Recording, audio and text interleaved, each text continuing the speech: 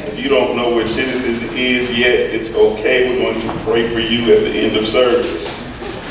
1 through 8. Then Joseph could not control himself before all those who stood by him.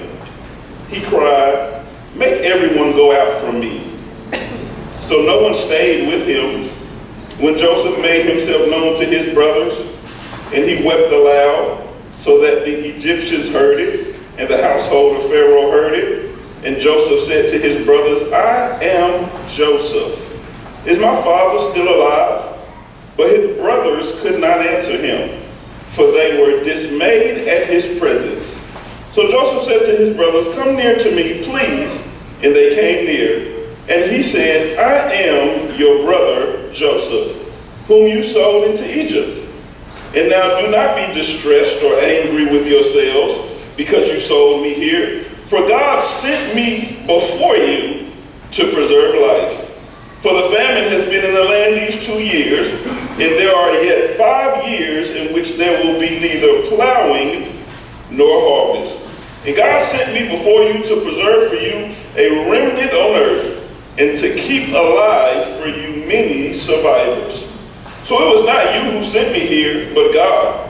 He has made me a father to Pharaoh, and Lord of all his house, and a ruler over all the land of Egypt." You may be seated on your way down. Look at somebody and say, "I forgive you. I forgive you." Today won't be an emotionally charged message. If that's what you came to look for, you should have been here last week, okay?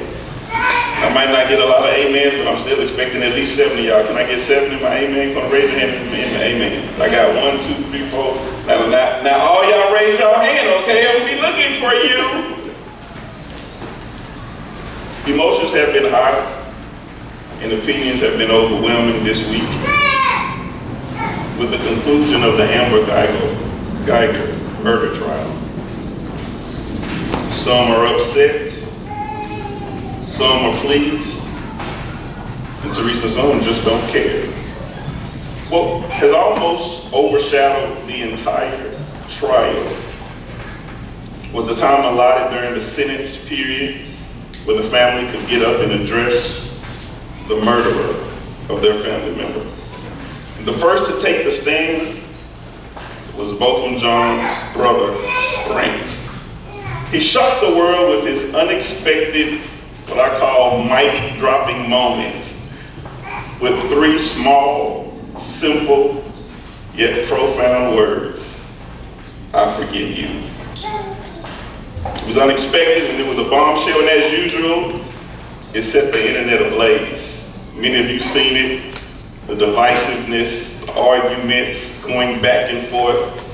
And I'm pretty sure you had an opinion as well. You had an opinion on whether it was the right time, whether it was the right moment. You even had your opinion on what forgiveness is, what forgiveness should look like, what it should sound like, when it should take place, and even how it should take place. But the question I have for you this Sunday morning is, does your opinion on forgiveness line up with what the Bible says? Oh, wow. That's good. So my dissertation today is not about Amber Geiger.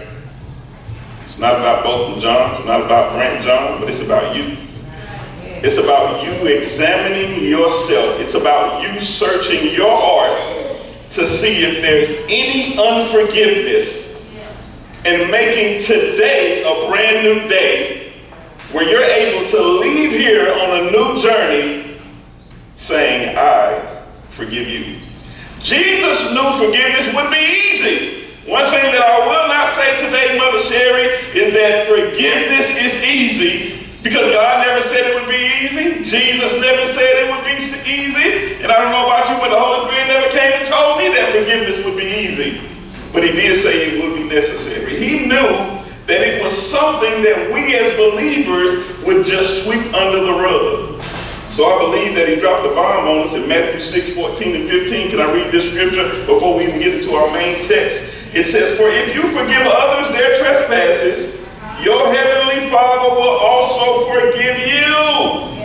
The bombshell, but if, somebody shout if you do not forgive others their trespasses, neither will your Father forgive your trespasses. Many believed that what John did was a God move in a God moment. They celebrated that, and then many others rebuked him, saying that it was a slave mentality that was rooted in a white man's religion or perspective of Christianity. But what does the Bible say? Read this with me. Go back to that verse real quick, because I want everybody to read this verse for yourself so you know what Jesus Christ. Did I write this, y'all? Okay. Did a black man write this? No. Yeah, he probably did, but it wasn't one that was here today. Okay. Did a white man write this? Okay. Did a slave master write this? A slave owner write this? On the count of three, let's read this. 1, 2, 3, go. For if you forgive others their trespasses, your heavenly Father will also forgive you. But if you do not forgive others their trespasses, neither will your Father forgive you. But if you do not forgive others their trespasses, neither will your Father forgive your trespasses. These are the words of Jesus Christ. If your belief, perspective differs from that, then guess what? You have a wrong perspective. Your opinion is wrong if it disagrees with what Jesus said about forgiveness. And it's crazy the fact that Jesus, God the Father, would even go to this extent. To me, it would just make sense to say, okay, believers, children of God, Paisley, if you don't forgive, then you're going to miss out on some blessings. Wouldn't that make better sense to you as a human being, that if God would say, you know what, if you don't forgive, Yolanda, then you're just not going to get that BMW you want. That if you don't forgive, Sierra, then you're just not going to get that tall, handsome brother that you want. You're going to have to settle for somebody ugly, okay? That seems like it would be fair for God to just say, hey, bro, if you don't forgive, then you're not going to get the pretty in the face and the thing in the way. That seems like that made more sense. But Jesus took it to the extent that said, if you don't forgive, then guess what? I won't even forgive you.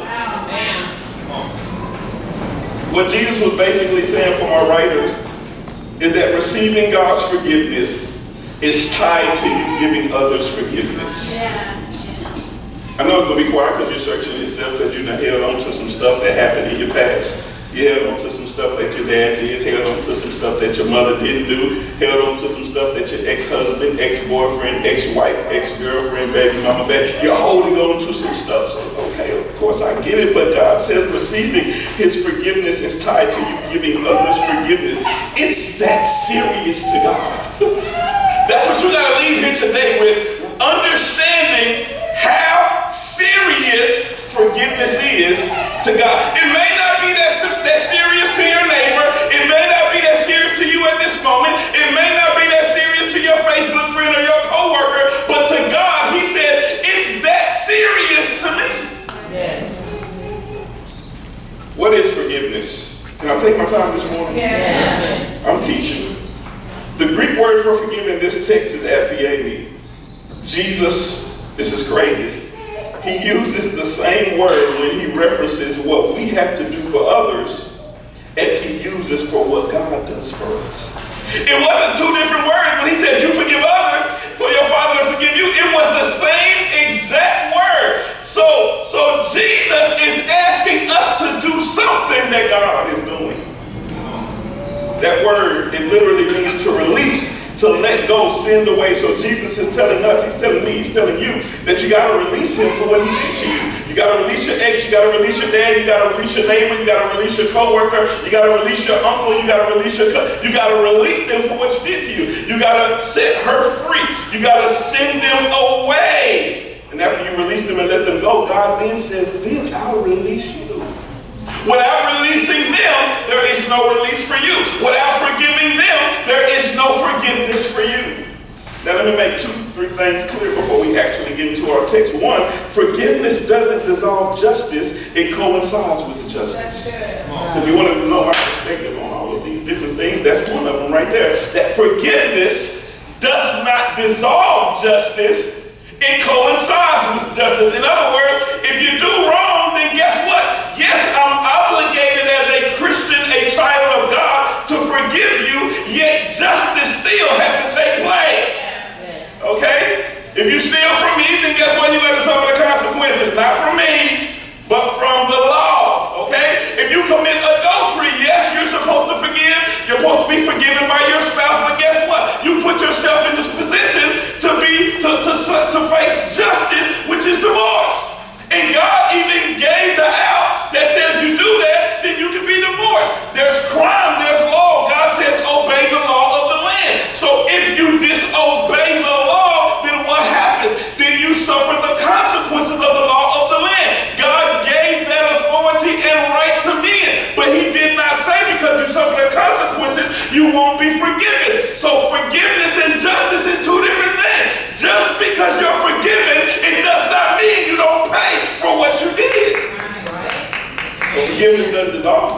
what does it do? It coincides, it lives with it. Not only that, but forgiveness is about freeing yourself. That's what you got to see. Forgiveness is about seeing yourself. Let me tell you what unforgiveness looks like. Unforgiveness, Jasmine, is shooting yourself and waiting for them to die. Think about that. That's what unforgiveness, because the reason we don't forgive, right, because it's almost like a punishment to them, right? Right? I'm not going to give you my forgiveness. You don't deserve it. You don't own it. But unforgiveness is shooting myself. Why? Because unforgiveness, it wounds me. Unforgiveness, it bounds me. It binds me. I'm the one held captive. I'm the one that can't move forward. I'm the one that's not free. So forgiveness is about freeing myself. Not about punishing the offender. And what's crazy is that Jesus tells us to do something that God does, that I stated before, which means what? Anytime God tells us to do something, it means that he's empowered us to do it. Yes. So a Holy Ghost-filled believer, we have the power to forgive God. If you're writing, forgiving your offender is possible with God. Some of us have convinced ourselves, we believe the lie of the devil, we believe the lie of other people, that what they did to us, it was so bad, it was so wrong, it was so evil, that there's no way that I could forgive them. Well, guess what? You're actually right by yourself. You can't forgive them. But Jesus said that with God, with him, what? All things are possible. What's on the other side of all? Nothing. So that means that whatever you experience, whatever somebody is to you and does to you, if you're a believer, if you have his spirit, then he has enabled you to forgive, because he cannot give you a command and did not equip you to fulfill the command. Amen. Forgiveness is not a suggestion. Jesus did not say, hey, I suggest that you forgive so you can be free. Right. Jesus did not say, I think that it would be a good idea that if you forgive your ex, if you forgive what happened to you. He did not say that this was a suggestion. He gave us an absolute command. But with God, all things are possible. If you don't believe me, that's why we went to Genesis, so we can look at the story of Joseph. He's one of my favorite characters. I don't know if you know who he is.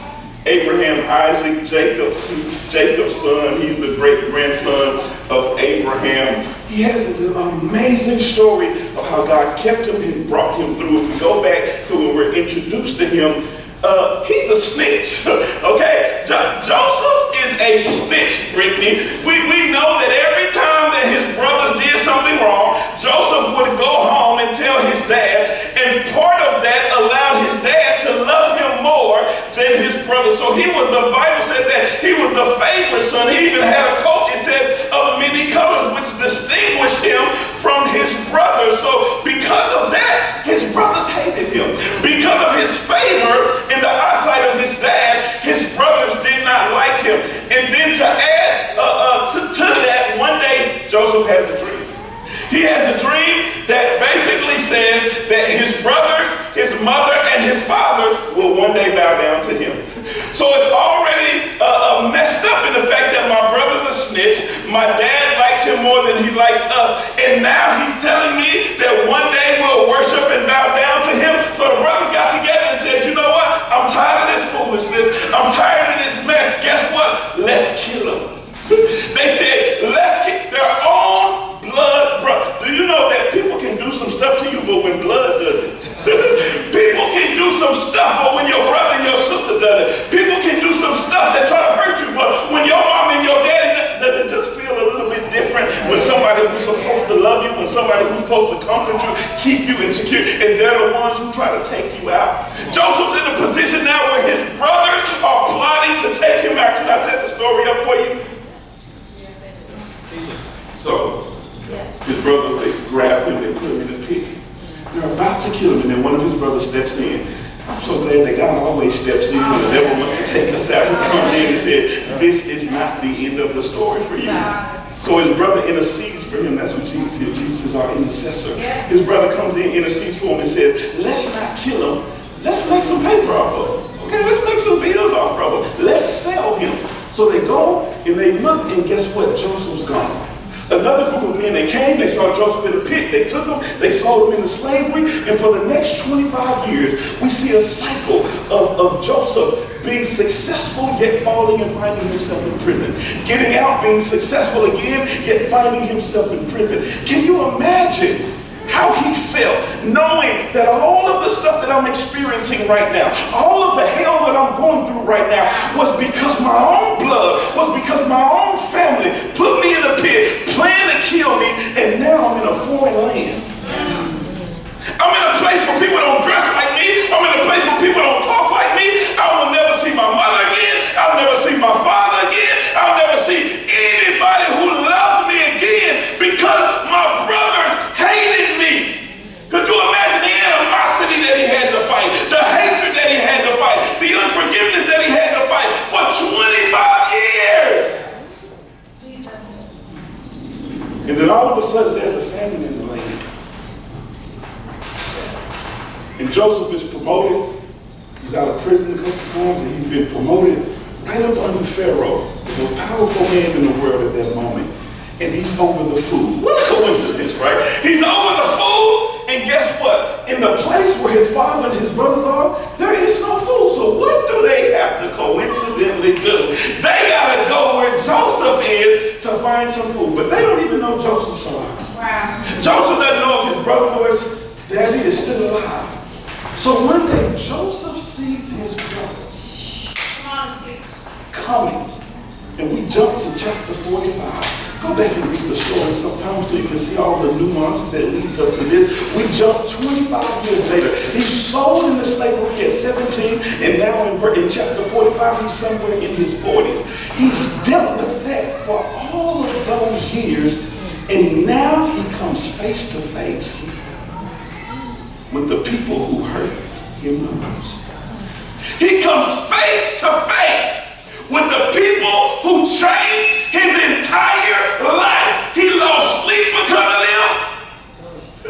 He slept on concrete floors in prison because of them. He was lied on because of them. Can anybody think about some people in your life who hurt you to where you've almost lost your life? They've hurt you to where you almost lost your mind. Some of you in the building right now, you're still losing sleep because of what somebody did to you 25 years ago. Could you imagine facing them again today? So when we get to this chapter, in verse 45, let's look at this text. Verse 4. Verse 4 says what? Verse 4 says, so Joseph said to his brothers. He sees his brothers and he says, come near to me, please. And they came near. And he said, I am what? I am your brother Joseph, whom you sold into Egypt. So I don't know what you got out of those verses, but I gather that Joseph has forgiven his brothers. Would you agree that Joseph has forgiven his brothers by now 25 plus years later? Joseph has forgiven them because if it was one of us, we probably would have tried to kill him. Right? Extreme justice. It's crazy how we won't give other people what we actually want. Yeah. When it's you and your family, you want what? You want mercy.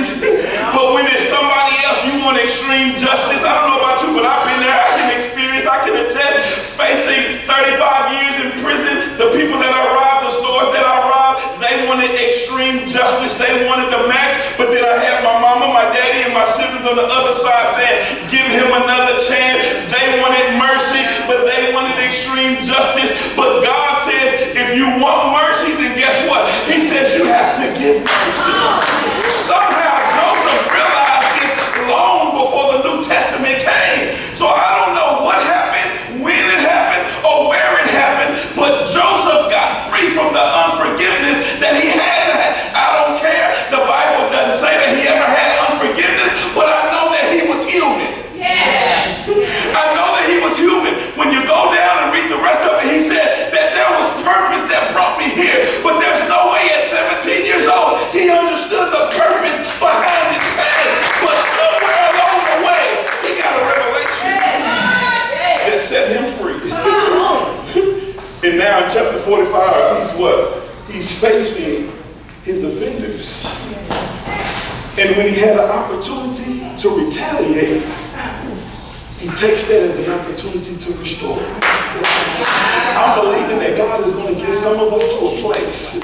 It may not happen by the end of this message. It may not happen after an altar call. It may not happen after you fall, or if you ran, or if I poured oil from your head all the way down to your feet. It may not happen at that moment, but I believe that today can be the beginning of a journey. Because forgiveness is a journey. Forgiveness does not happen overnight. It does not happen in one moment. But guess what it does? It has to start with a decision. Come on. For my writers, that's point number one in my main point. My main text is that forgiveness, it does what? It starts with a decision. You'll never get on the road of forgiving your offender until you make a decision to forgive. And you know, most of the Christians that I've talked to, when they ever dealt with unforgiveness, almost every last one of them, Dante, have actually prayed for God to help them. Tarek, almost every believer have stated to me in some way, form, or fashion, Robin, that they've actually prayed for God to help them forgive. I think here's the trickery that the devil uses, is that we're waiting on a feeling. We're waiting for us to wake up with some feeling. I don't even know what it would feel like, but we're waiting on it. Some of you don't even know what the feeling should feel like, but you're just waiting that one day you're going to wake up and you're never going to think about what happened again. And you think that that's what forgiveness looks like. You think forgiveness means that, hey, I'll never think about it again. You think that forgiveness looks like, hey, I'll forget that the scar was there. I'll forget what happened. But that's not what forgiveness is, and that's not what forgiveness looks like. Forgiveness, it doesn't start with a feeling. It starts with a decision. It starts with a decision to say, today I will no longer be bound. Today I will no longer let what they did to me impact the way that I think, the way that I see, the way that I live, the way that I sleep, the type of peace that I have, the type of joy that I have. Because too many of us in this room today, we don't have no joy, all because we won't move past what happened. We can't get no peace, and we're struggling and asking God, God, where is this peace that the preacher keeps preaching about? Where is this joy that the preacher keeps preaching about? And we're blaming God, and we think that God doesn't care about me. God doesn't love me, because if he did, then he'd give me this peace. If he did, then he'd give me this joy. But because we don't have it, does not mean God has not released it. Amen. I believe sometimes the unforgiveness has made our hearts so hard that joy can't even penetrate it, that peace can't even penetrate it. Forgiveness starts with a decision. It's cognitive. It's intellectual. Everything you did today so far, guess what? It started with a decision. You made a decision to get up out of your bed when your body said sleep. My mind was telling me, but my body wanted to stay in the bed. Okay? But I made a decision on what to put on today. I made a decision to put my clothes on. Whatever order I made to put it on. Some of us made a decision to shower. Some of you made a decision not to shower. Okay? Some of us made a decision to put deodorant on. Some of y'all made a decision not to. That was a very, very bad decision because it's going to be hot today. Okay? We're going to find out after church who actually did it. But the whole point is that we made a decision. And you got to understand that forgiveness, it starts with the same thing. Look at somebody and say, it's just a decision. If you want to be free, it's just a decision. This can begin the journey. Forgiveness is a process. It doesn't start with a feeling. It starts with a decision. Check this out, because this really blew me away. I've preached from this text before, so some of this you may have heard before, but you need the reminder. In his reintroduction to them, what does he say? What does he say in that end of verse 4? He says, I am your brother. What does he say? I am your brother Joseph, who what? Whom you sold into Egypt. Number 2 for my writers, forgiveness is not about forgetting what happened. It's about moving past what happened. Again, that's what some of us are waiting on. We're waiting on us to forget. But Joseph didn't forget. When he saw his brothers, he brought it up. He says, hey, this is your brother Joseph. In case you forgot about who I am,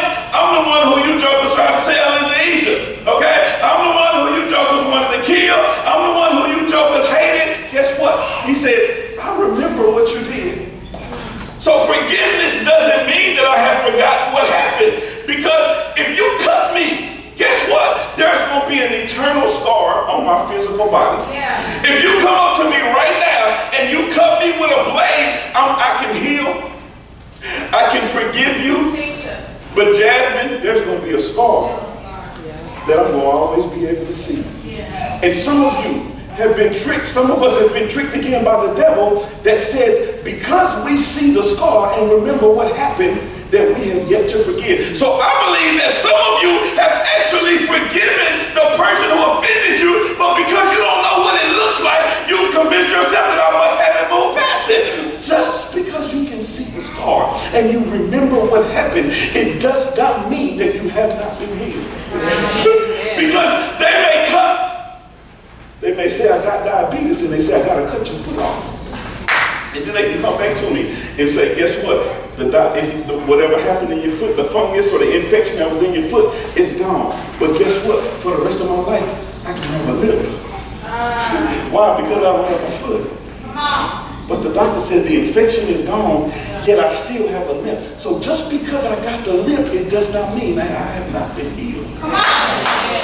But the devil will tell you, because of that limp, that you have not been healed. Because you remember what happened, it means you have not been healed. Because you think about it every now and then. And because you even think about it and you were like, man, why did that happen to me? That does not mean that you have not been healed. Joseph remembered, but he had moved past it.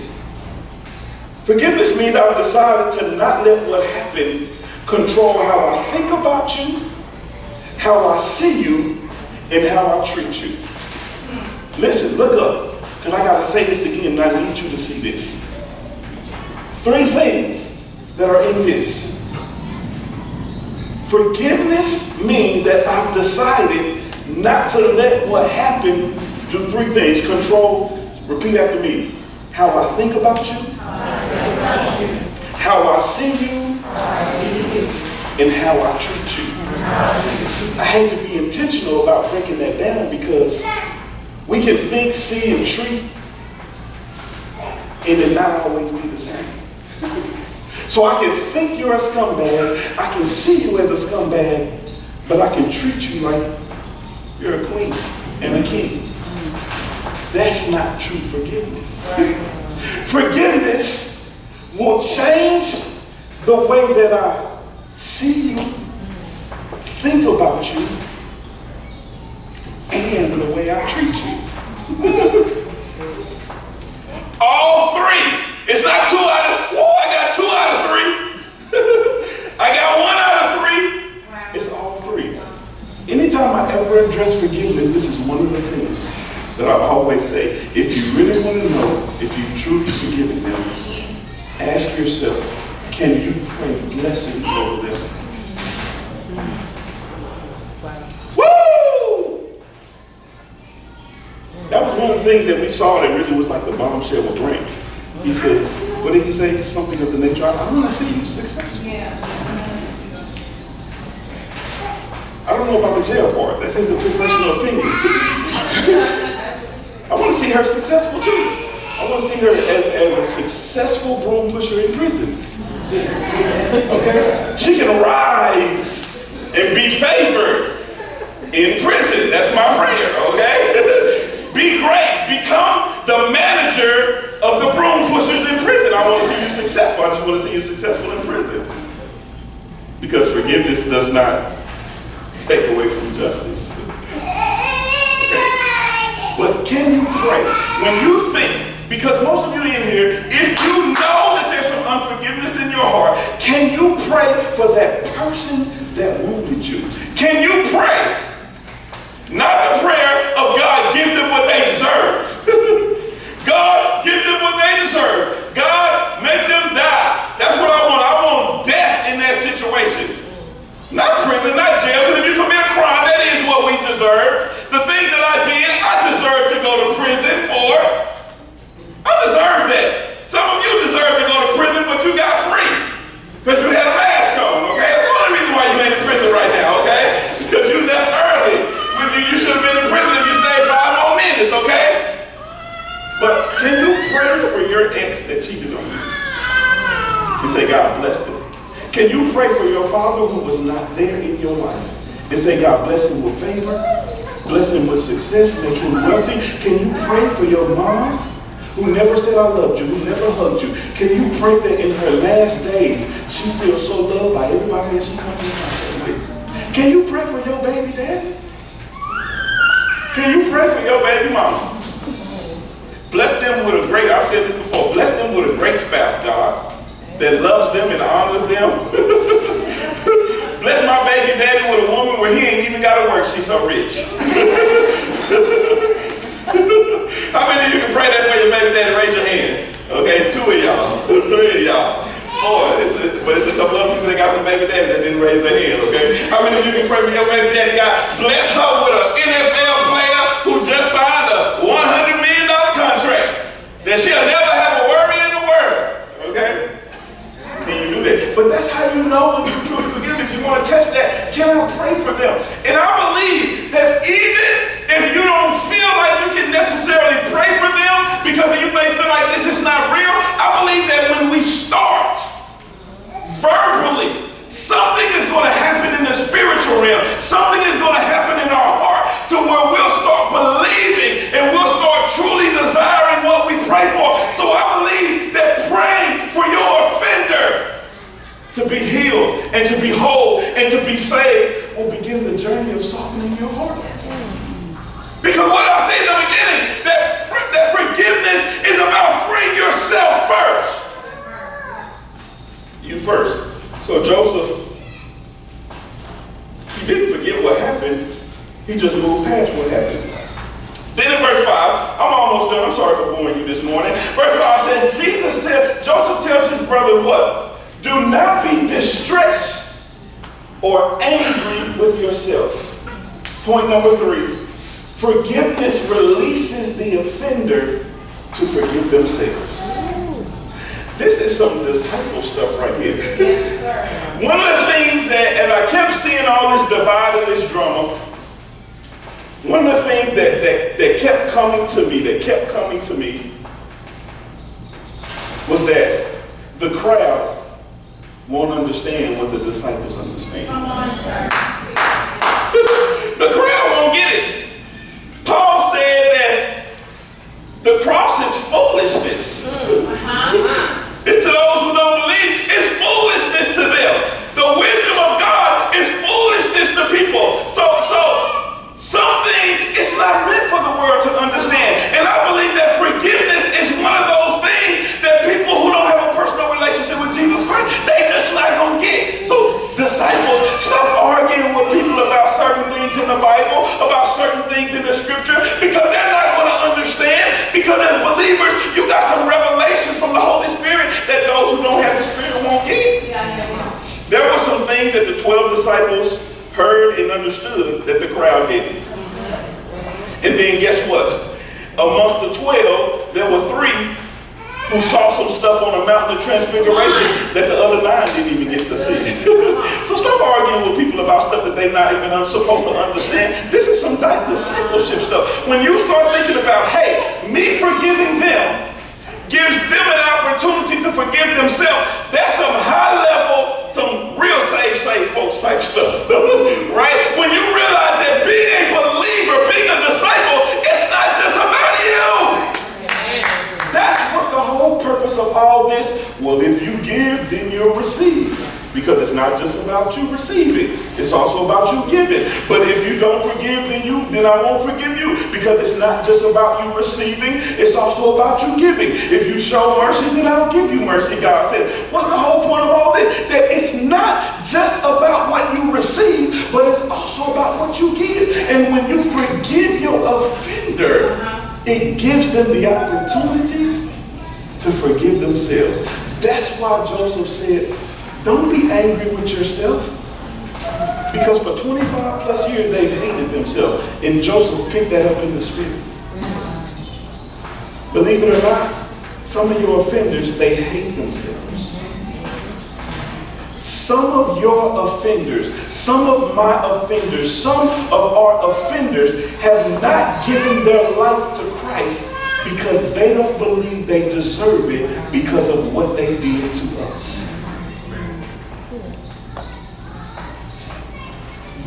freedom could possibly be in our hands. Woo!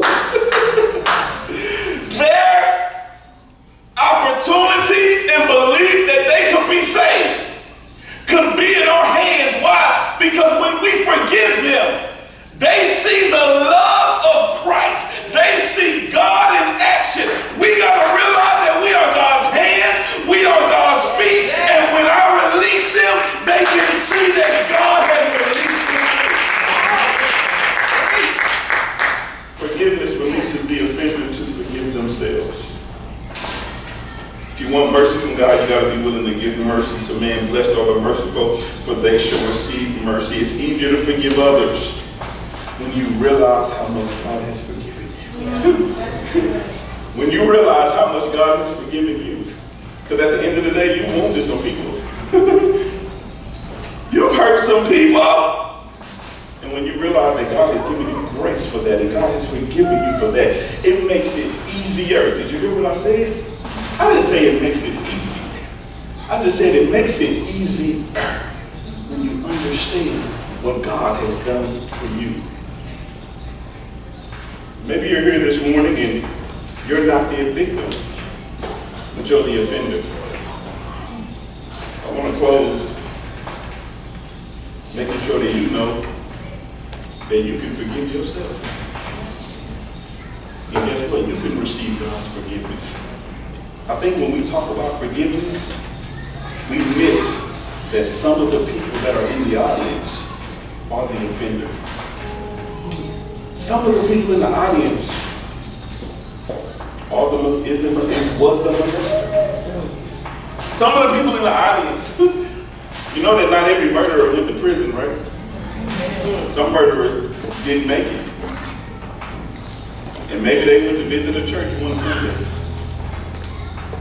And guess what? They may never forgive themselves because nobody will ever tell them, guess what? You know what? God can forgive you.